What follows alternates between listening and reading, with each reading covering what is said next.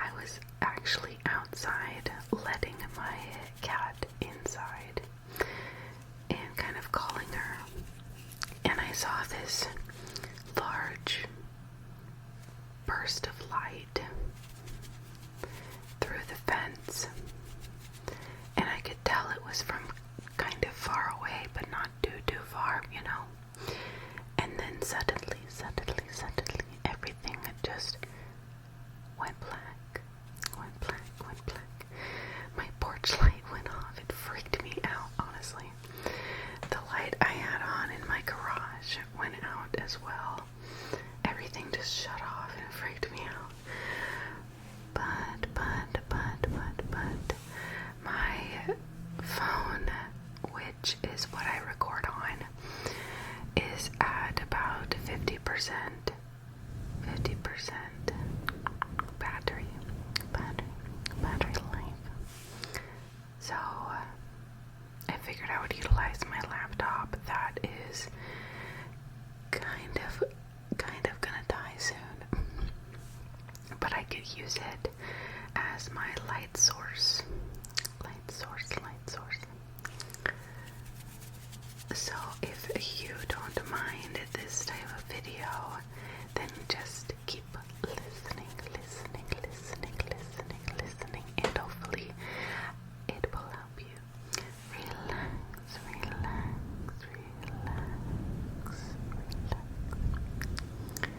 And I'm just going to be gently scratching the mic and playing with the fluffy cover here.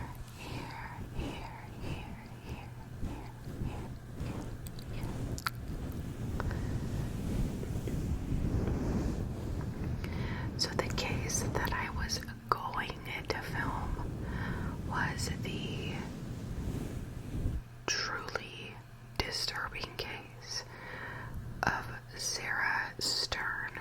She's this lovely young lady, I believe 19 years old is how old she was when she was murdered. But it was under very odd circumstances, and I had all my notes and everything pulled up on my email, and I was literally I had it all set up, and I was like, oh, I gotta go let Kitty in. Went downstairs, went to go let her in, and then here we are. And so I have nothing, but I'm just going off of memory. Sarah was using her grandma's car, and did you guys just see that? I think that was the power coming. Is this ghost activity, y'all? No, like I'm truly scared. Like when I talk about true crime and stuff, and that happens. I don't know if you guys heard that sound too. That was crazy.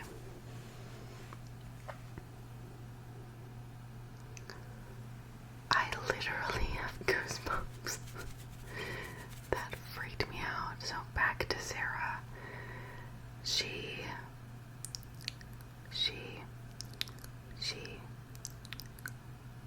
used her grandma's car a lot, and oddly, her car was found on a bridge.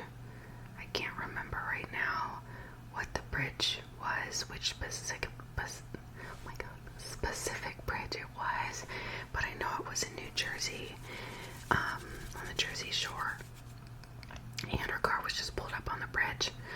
The keys were in the ignition or in the car. I can't remember exactly where, but they were in the car, and the car worked just fine. But there was this stranded vehicle on a bridge where there's, the ocean underneath. And a man was just driving down the street. And he noticed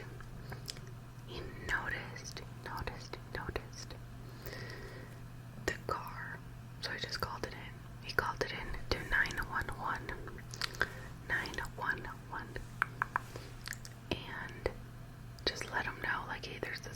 it's kind of just abandoned there.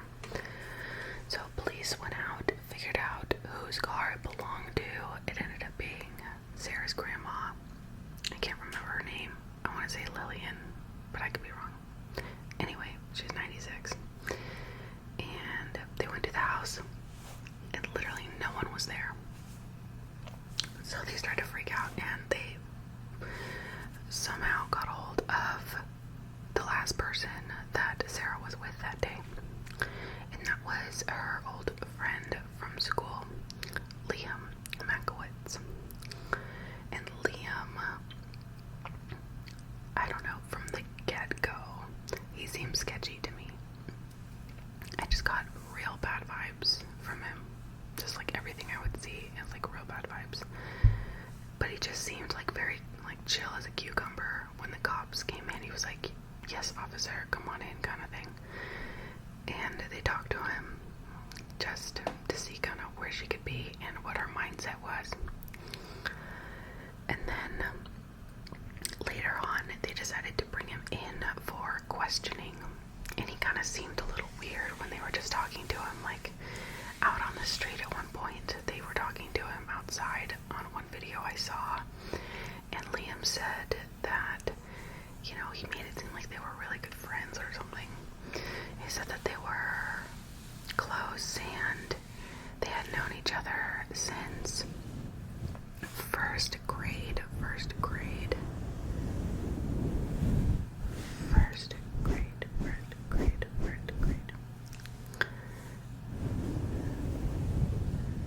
But he also mentioned that she had suicidal tendencies in the past, and that she also had self-destructive behavior, that kind of behavior in the past, is what he said. So I mean, Lord knows what he was trying to play. But one thing I thought was weird was when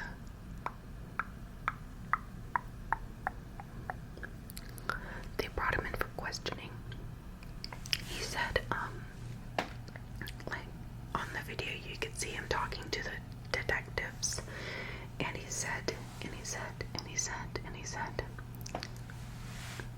so if she did like jump off the bridge, how long would it take for her to, like, if she would come back?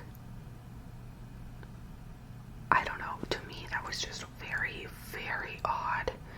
Why would you need to know? Why do you want to know? I don't know. For me, that's not a question I would ask straight away to the detectives that are literally questioning me, because I was the last person seen with this girl. Young woman, I should say. And it's just, it was super weird when I saw that interview with the cops. But that's all I'm gonna say about that case. There's a lot to it, and I need to dedicate a full video to her, because Sarah deserves that. Anyway, I thought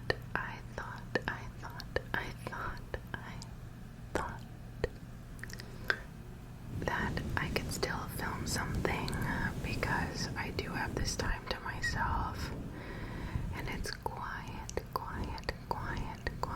here. For once. And you know what? I think that my internet just came back on, no joke. Because I had a page pulled up literally about Sarah. And what do we see here? What do we see?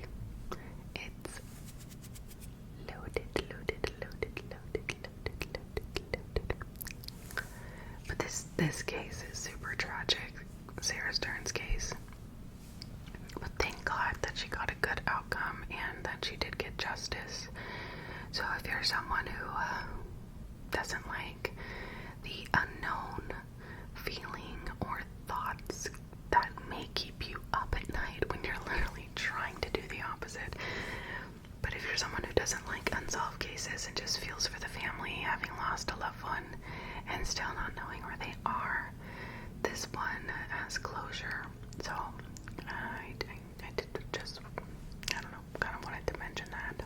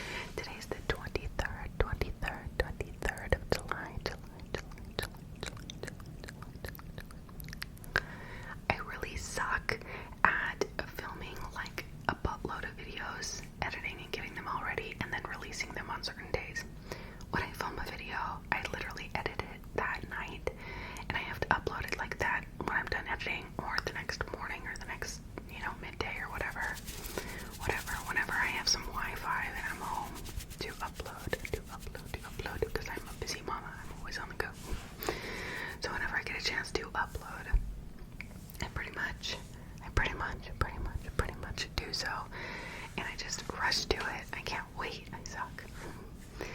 But I should probably practice doing that. I need to just bust out like 6 videos. And I was talking to my husband. I was like, well, this is like really, really awesome what I'm doing on YouTube. And I don't even think you understand like how fun it is for me. And that people like actually like me on there, dude. He's like, that's like super cool. He's so supportive, you know. But he said, well, maybe we should like dedicate every night. You just have an hour to yourself, an hour to yourself, an hour to yourself, and you'll just go up to your little room or whatever. I'll watch our son, and you can just focus on your research for these cases and filming whatnot, you know. Basically just saying, I want to support you, that you want to take time to do this because it really does bring you joy, which is nice, you know, to have someone be supportive of you and what you enjoy doing. He thought I was such a freak in the beginning. He's like, what are you listening to? I don't understand how you fall asleep in literally 38 seconds. He doesn't say that. He never uses the word literally. That's how I would have said it. But he goes, I don't understand. I look over, you're awake. I look over 5 seconds later and you're out, Marie. You're out. And I'm like, I love it. He said one time and this was when I was first into ASMR, so I had my normal headphones. Now I have AirPod Pros because like I need them to sleep, and I don't know, they fit my ears well, and I can sleep on my side. Anyway, they're super comfortable. Whatever. Raw Beauty Christie sold me on them. She like talked about them in a video a long time ago. But anyway, I had my old normal headphones, and he said that he took one of the headphones out of my ears when I was sleeping, and he listened to it, and then he was like, what the fuck was she listening to? And the next day he asked me what I was listening to. He's like, I don't understand how you can listen to someone tapping on something. Or one time I listened to your headphone when you were passed out, and it was someone talking about how they wanted to put on your lip liner. What are you doing? Why are you listening? He thought it was so weird. And then I explained it to him and like showed him, and he's like, oh, okay, well, you know, not for me, but whatever floats your boat, you know. So, and now it's becoming more like, I really want to be there to help you film or do whatever you need to do, which is really nice. But yeah, I'm pretty lucky when it comes to support. My family's very supportive of everything I do, pretty much. But you know, every family has their little issues and stuff. And of course, there's always something going on with one of us. My family is literally ginormous. And that's because my parents were divorced when I was 3 years old. And then both were remarried by the time I was like 3.5, 4. Like they were both already moved on by the time the divorce was finalized, and like were already remarried. 2 people with prior marriages also who had children. So it was like a Brady Bunch crazy in my houses growing up. Every other Friday I switched homes, and that's all I knew since the age of 3. So I always had a stepmom, always had a stepdad, always had a dad, always had a mom. So I literally grew up with 4 parents. It was atrocious, y'all. It was so bad. If you can, try not to do that. Try not to have a separated home. It's so hard on kids, you guys. It's so hard if you can't control it in any way. Never stay with someone that's toxic, of course, just for the kids, you know. That's not what I'm saying. But it was very tough going from one set of rules at one household to a completely other set of rules at another household. And I've mentioned in past videos, my parents, like all of them are cops. All are cops, detectives, whatever. And my stepdad are like the super chill, lax, lenient ones who lived in like track housing. And then I had my dad in my stepmom's house, and they were like straight up Nazis. I swear, like I had to be up early, scooping up big shit, like lived on a farm. Then Friday comes around, and guess where I'm at? Back to the track houses, in eating from the grocery store and not going out and picking things out of the garden for my dinner salad, you know, completely different life. And get this, my mom only lived, or they currently still live in these homes. They live literally 8 minutes away from each other. Like, if you don't hit any red lights, you'll get there in 3 to 4 minutes. But the complete separation of how I was raised, and like this whole acreage farm that my dad had, and he built this house when my mom was pregnant with my brother, but before I was even around. So I grew up on this like farm 1 week, and then the next week was like normal, all-American, I guess you could say. And the normal all-American side was the very chill, you know, go to school, do well, but you know, we can also have fun kind of people. And then I had the other ones that were just, and you know, I don't know if I'm sharing too much, but I think it's interesting to hear about other people's like crazy families and stuff. It makes me now feel so crazy. I don't know. I don't know if any of this matters to you, but I figured I would just give like a little background into like how I grew up or whatever. I've never moved. I've lived in this city in Northern California my entire life. Never moved, never moved, never moved.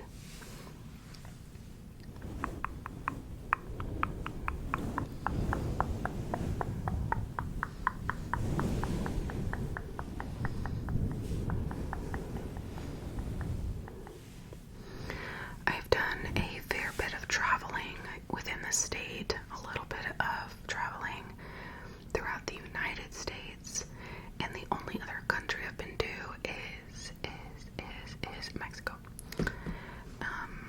Such a beautiful place. We went to like Puerto Vallarta. Where else? I was really little, but I remember it was stunning, and it was so fun. Sorry, just adjusting my butt. It was so pretty. I loved it.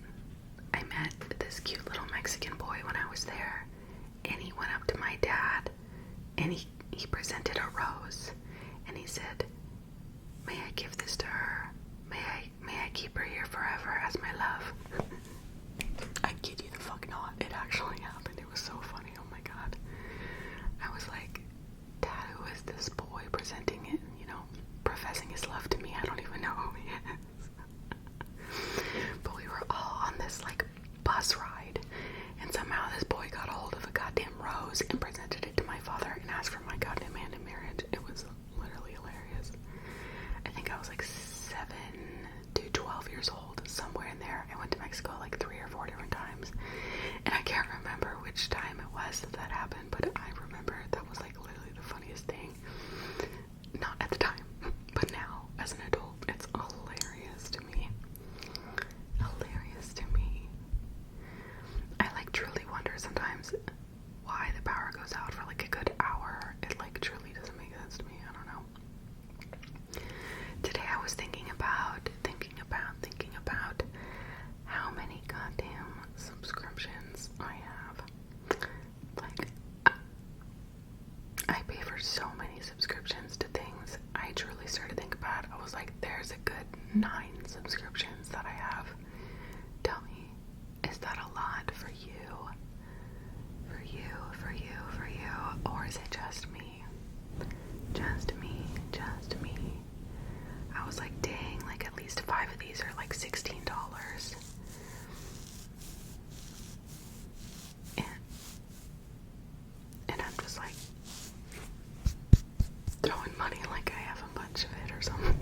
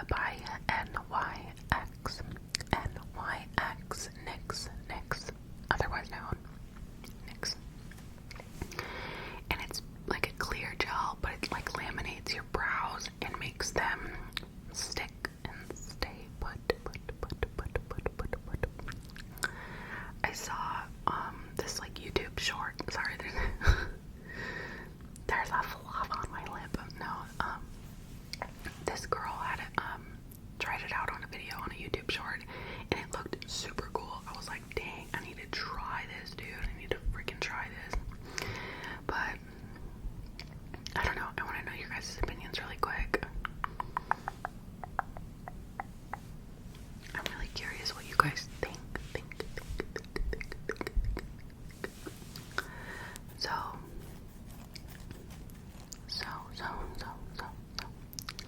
I just thought I would do this video just for shits and giggles. But I think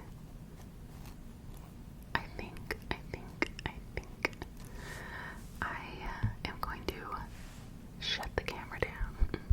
No, it's because my laptop here, it's not plugged in, obviously, because the power was out. I didn't have it plugged in. But the power's back on now, so I can plug it back in. And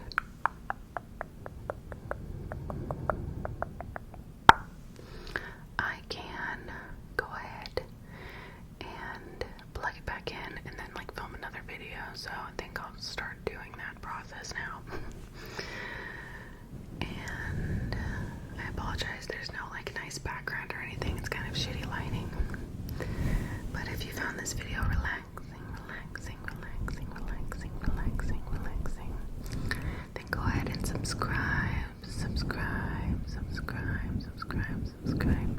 and like the video so more people can find out about the channel. I hope that you have a wonderful night or day, whatever it is for you, and I will see you